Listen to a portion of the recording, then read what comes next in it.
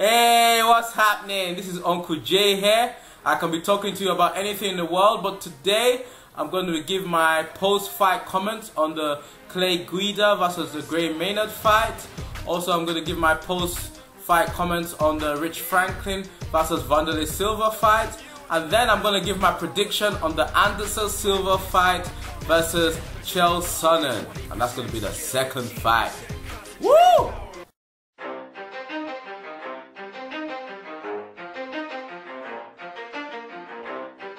So let's first start with Guida and Maynard. First, let's talk about the result. The result was that Maynard won, and a lot of people were saying they felt Guida was running away and all that kind of stuff.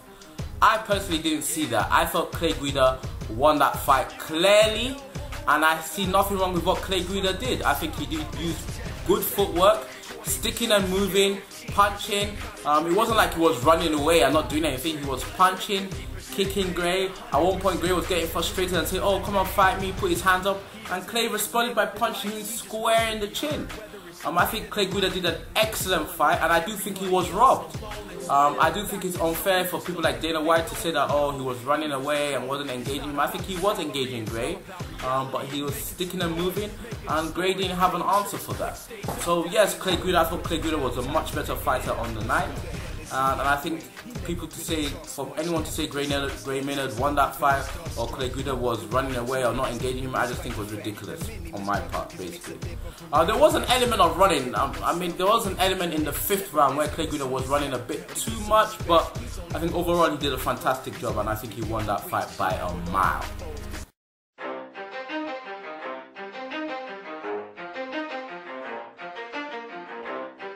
Next fight I'm going to talk about is Rich Franklin versus Silva. That was a really nice fight.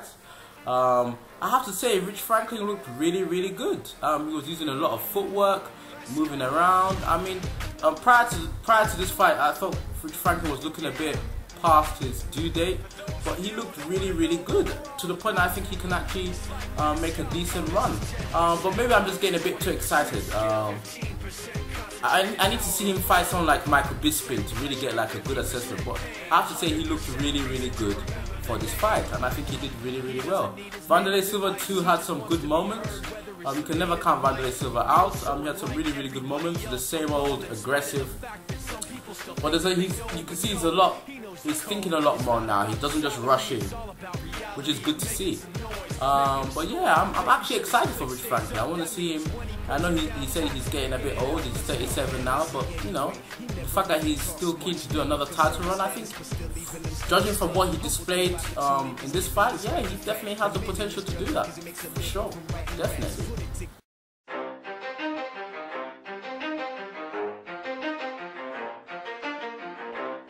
Now I'm going to give my prediction on the Anderson Silva versus Chael Sonnen 2 fight. I'm really looking forward to this fight. The first fight, everyone knows Chael Sonnen was winning that fight for 24 minutes, 30 seconds, and in the last 30 seconds, Anderson Silva submitted him. We later then got results, which was confirmed in his documentary, that Anderson Silva had like a rib injury, which is quite impressive if you think about it. He fought, with basically a really injured rib, which is really impressive. Anyone that's done any kind of MMA training will know that that's quite impressive. So yeah, based on that information, I would say if Anderson Silva comes in 100%, and also taking into account that Michael Bisping really beat Chael Sonnen, even though officially Chael Sonnen won that fight, but unofficially Bisping won that fight using footwork and controlling his wrestling. Based on those two factors, if Anderson Silva comes in 100%, he's going to give Chael Sonnen the spanking of his life. However, if Chael Sonnen does manage to get Anderson Silva in that same difficulty for whatever reason, injury, whatever, I do feel Chael Sonnen will capitalize that and not make the same mistake and will win. But I'm going to have to go with Anderson Silva. I just feel in the past he's dealt with wrestlers before and hasn't had a problem. I feel he has an edge in terms of striking, and I just feel he's a better fighter. However, Chael Sonnen is an extremely dangerous opponent, and Anderson Silva needs to come into this fight 100%, or Chael Sonnen will capitalize on that.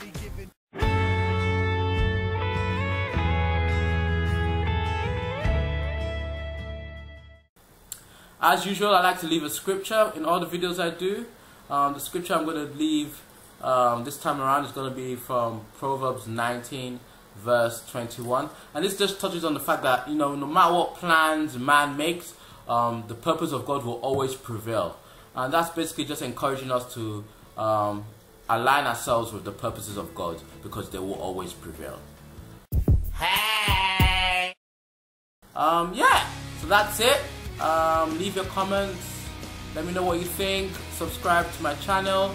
If you like that scripture I gave you at the end, then just click on the link below to the Bible Study with Uncle Jay playlist. That's basically a weekly Christian show I do. So you just click on the playlist, you can see all the 37 episodes we've done so far, and you can also stay in touch and, you know, check on the episodes every week. So yeah, you know, live long, prosper, and I'll see you after the Silva Chael Sonnen 2 fight. Bye.